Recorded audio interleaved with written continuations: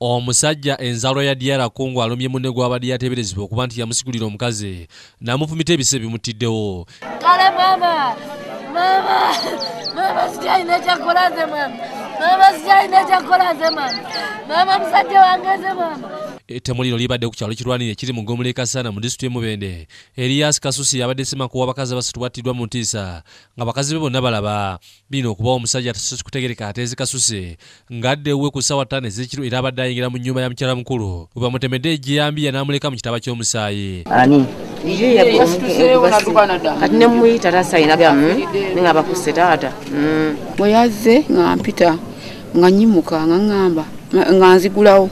Bwe naguddewo nga ngamba asaze ekibiriiti nga naye mugamba ekibiriiti kiweddemu kati nga nkwasa ssimu ye.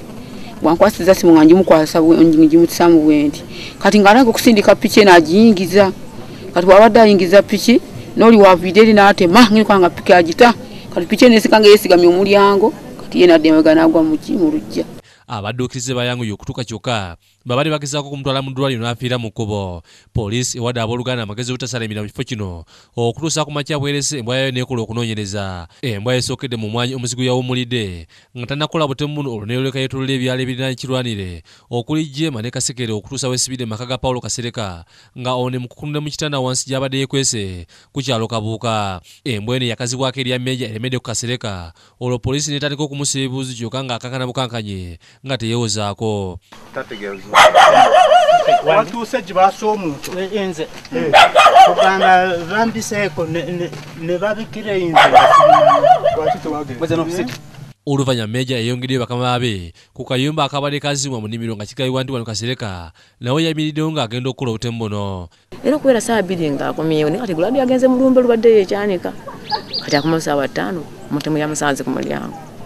Kasereka bw'akwatiddwa ategeeza nga bw'abadde yamaze ebbanga lya mwaka mulama ng'ali mu nkaayana z'abakazi n'omugenzi Kasuse ng'atuuse n'okugamba nti omusajja ono yamujoga nnyo kubanga yagendanga mu maka ge ne yeebaka ne mukazi we. Enze nali navaayo nga ndi wano ku nnimiro wano omukazi n'omuleka ennyumba n'abaana era obunamu wawaawo bunamukwasa nga bajja nga balima nga baddayo engulu. Kati omusajja wamusanga ewuwe emirundi emeka?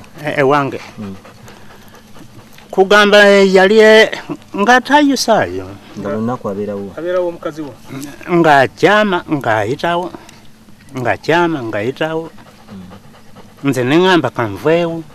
Omugenzi alisiba n'omwandu basatu abalagiddwa naye nga kiteeberezebwa nti waliwo n'abalala abali ebbali. Bannamwandu bano babuuziddwa kupamulekwa ate beewunyisiza abakunguzi bagambye nti bamanyi muwendo nga balinze kulaba banajja kuziika. Luka Kajiri yakusakidde eggulu eno ku Lwabukedde TV.